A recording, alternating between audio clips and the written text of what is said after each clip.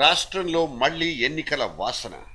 ఎక్కడో ఏదో ఒక మూల నుంచి బిగ్గరగా మధ్యంతర శబ్దం.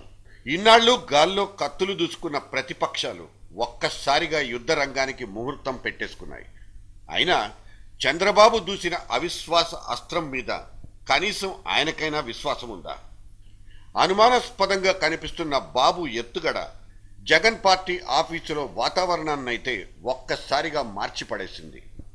ఇన్నాళ్ళు 70లు 80లంటూ పైపైన లెక్కలేసుకున్న జగన్ బ్యాచ్ సెల్ఫ్ గోల్లో పడ్డంతో డైలాగుల్లో పంచ్ తగ్గించుకోక తప్పదు. పరీక్ష సంగతి పక్కకు పెట్టి పొలిటికల్ సునామీనైతే సృష్టించామన్న అల్ప సంతోషమే జగన్ పార్టీ పొలిటికల్ బ్యూరోలో మిగిలింది. జగన్మోహన్ రెడ్డి గారు వైఎస్ఆర్ కాంగ్రెస్ పార్టీ తరఫున విసిరినటువంటి ఒక సవాలు ఈ రాష్ట్రంలో రాజకీయ తుఫాన్గా రావటం ఇది మంచి పరిణామంగా మేమైతే భావిస్తా ఉన్నాం. ఒక బాధ్యతాయుతమైనటువంటి తెలుగుదేశం పార్టీ తప్పుకుంటున్నట్టు సమయంలో మీ బాధ్యత నుంచి తప్పుకోవడానికి వీల్లేదని కోరినటువంటి జగన్మోహన్ రెడ్డి గారి ఆదేశాల మేరకు ఇక్కడ ఉన్నటువంటి జరిగిన వాతావరణ పరిస్థితి ఈ వేడిమి నిజంగా రాజకీయ ఒక సునామీగా మారాలని కూడా కోరుకుంటా ఉన్నాం. మరి 3 రోజుల్లో కనీసం 30 మంది ఎమ్మెల్యేలనైనా వెనకేసుకోవడం అంటే మాటలు కాదు. ఎంత సౌండ్ పార్టీ అయినా ఇంత ఛాలెంజ్ని డీల్ చేయడం అంటే చాలా చాలా టిపికల్. జెరూసలం టూర్ రద్దు చేసుకుని లోటస్ పాండ్లో మకాం పెట్టేశారు జగన్. జస్ట్ 4 రోజులు ఆగండి, సత్తా చూపిస్తామంటున్న కొణతాల మాట ఎన్నో నానార్థాల్ని పుట్టిస్తోంది. సోమవారం లోపల అదే లోపల ఏమైనా జరగొచ్చని జనం అనుమానం. జగన్మోహన్ రెడ్డి గారు వైఎస్ఆర్ కాంగ్రెస్ పార్టీ అధ్యక్షులు ప్రధాన ప్రతిపక్షంగా ఈ రాష్ట్రంలో ఉన్నటువంటి తెలుగుదేశం పార్టీ కానీ అధినేత చంద్రబాబు నాయుడు గారు కానీ వారు ప్రజలు ఇచ్చినటువంటి అధికారాన్ని ఉపయోగించుకోవటం లేదు. ఈ ప్రభుత్వం మీద ఒత్తిడి తీసుకురావటం లేదు. ప్రజా సమస్యలు పరిష్కరించడంలో ఈ ప్రభుత్వం మీద ఒత్తిడి తీసుకురావడంలో పూర్తిగా వైఫల్యం చెందారు. ఏదేమైనప్పటికీ మరి పిలుపుకి స్పందించారో వారి స్వతహాగా మరి అవిశ్వాసం పెడితే మంచిదని ఆలోచించారో లేదంటే ఈ విషయం కూడా మరి కాంగ్రెస్ పార్టీ తెలుగుదేశం వారు కలిసే మ్యాచ్ ఫిక్సింగ్తోనే ఇదంతా జరుగుతూ ఉందో మరి 4 రోజులు ఆగితే తెలుస్తుంది. సాంకేతిక కారణాలు అడ్డుగా నిలబడి నో కాన్ఫిడెన్స్ అనబడే ఫైనల్స్ బెడదను తప్పించినా స్పీకర్ ఎన్నిక అనే సెమీఫైనల్స్ ఒకటి అక్కడ రెడీగా ఉంది. కాంగ్రెస్ నిలబెట్టిన స్పీకరే గనక గెలిస్తే అక్కడ జగన్ పార్టీ ఓడిపోయినట్లే లెక్క. సేమ్ టైం బంగాళాఖాతంలో పడిపోయే ప్రమాదం నుంచి ప్రభుత్వం బయటపడిపోతుంది. మ్యాచ్ ఫిక్సింగ్ ఆరోపణల్ని డమ్మీ బాణంతో తిప్పికొట్టిన బాబు కూడా గెలిచినట్లే పరిగణించాలి. ఎంతైనా ఎక్స్పీరియన్స్ ఆల్వేస్ మ్యాటర్స్.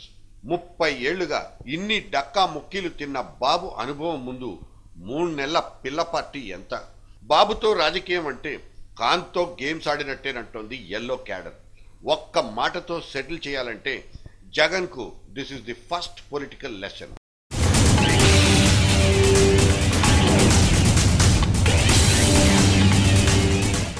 ఇక్కడి విశ్వాస సందడి టీ కప్పులో తుఫానా లేక కాఫీ కప్పులో తుఫానా అన్న చర్చ జరుగుతుండగానే అక్కడ కర్ణాటకలో యడ్యూరప్ప తనకు తానే పరీక్ష పెట్టుకుని ముచ్చటగా 3వ సారి గెలిచిపోయారు.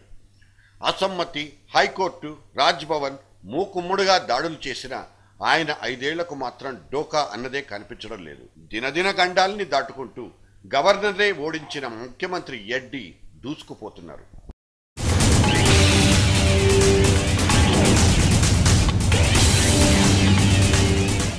ఇంకో దాయాది రాష్ట్రం తమిళనాడు చీకటి వెలుగుల రంగేళినే తలపిస్తోంది. విధి ఆడిన వింత నాటకంతో కరుణానిధి 88వ పుట్టినరోజు వేడుకను పూర్తిగా తుడిచిపెట్టుకుపోయింది. తిహార్లో ఉన్న కూతుర్ని పలకరించడం కోసం వీలైతే కొన్ని కన్నీళ్లు కార్చడం, ఆయన ఫ్లవర్ బొకేల్ని పూలదండల్ని త్యాగం చేసి ఢిల్లీ ఫ్లైట్ ఎక్కి చక్కా వెళ్లిపోయారు. ఇటు శత్రు నాశనమే ధ్యేయంగా చీల్చి చెండాడే కార్యక్రమాన్ని జోరుగా ఆపరేట్ చేస్తోంది కొత్త ముఖ్యమంత్రి జయలలిత. ప్రభుత్వం మారడంతోనే అక్కడ తొలుత జరిగేది పొలిటికల్ కూంబింగే కనుక ఇందులో ఆశ్చర్యానికి చోటే లేదు. కేబుల్ వ్యవస్థను ప్రభుత్వ పరం చేసుకుని మారన్ల సామ్రాజ్యానికి ఎర్త్ పెట్టిన జయలలిత తాతా మనవళ్లను ఊరికే వదులుతుందా అంటూ తమిళ తంబీలు చెవులు కొరుక్కుంటున్నారు.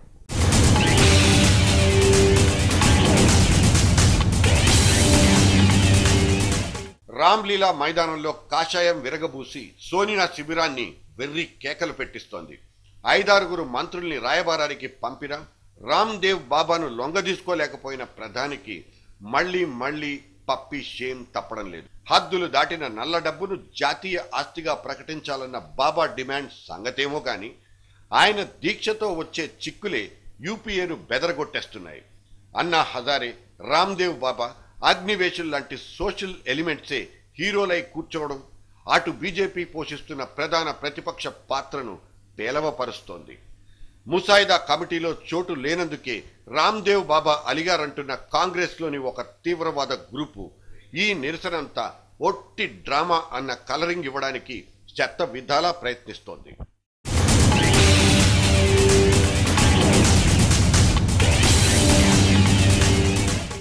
అసలు ప్రభుత్వం ఉంటుందా ఊడుతుందా తెలియని విపత్కర పరిస్థితి నడుమ 2014 దాకా మేమేనంటున్నాయి కిరణ్ కుమార్ గంభీర పలుకులు.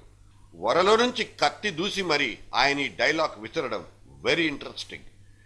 ఇన్నాళ్ళు ఒంటరి పోరు సల్పిన కిరణ్ కుమార్ కి కేంద్రం నుంచి జవసత్వాలు జారీ అవ్వడమే ఇందుకు కారణం కావచ్చు.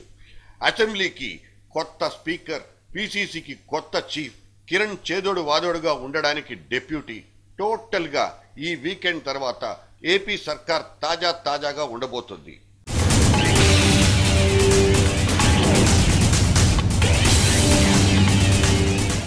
రెండు మూడు రోజుల క్రితం ఒక వార్త.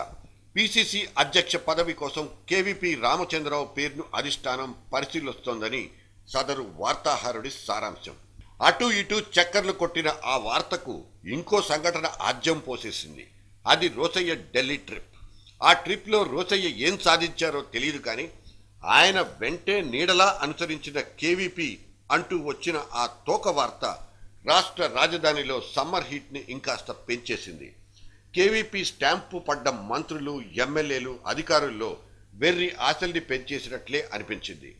పిసిసి అధ్యక్ష పదవి వార్తను వాళ్లే ఈజీగా తీసుకున్నా ఎవరికి వాళ్లకు దింపుడు కళ్ళాల ఆశ ఉండకపోదా? ఇదే మాటను ఆయన్ని గాఢంగా అభిమానించే ఓ వ్యక్తి దగ్గర ప్రస్తావిస్తే ఎవడో పిచ్చివాడు అల్లిన పిచ్చి వార్తే తప్ప అందులో నిజం లేదన్నాడాయన. కానీ ఆ పిచ్చి వార్తే గనక నిజమైతే ఇప్పుడున్న రాజకీయ అనిశ్చితి అరగంటలో సర్దుకుపోతుందన్న ధీమా ఎక్స్ప్రెస్ చేశాడు ఆయన.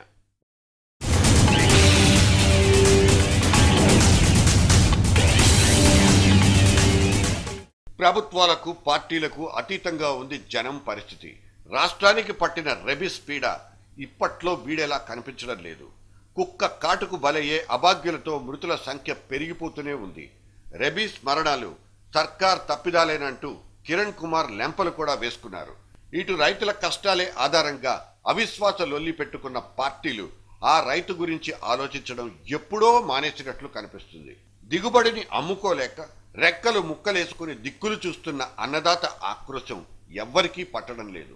తనకు తానే క్రాప్ హాలిడేని ప్రకటించుకున్న మన రైతాంగం ఇంతకు ముందెన్నడూ ఇంత కష్టాన పడినట్లు దాఖలాలు లేవు. నంబర్ గేమ్లో బిజీగా ఉన్న పార్టీలన్నీ అన్నదాత దుఃఖీ భవ అంటూ సైలెంట్గా శపిస్తున్నాయా?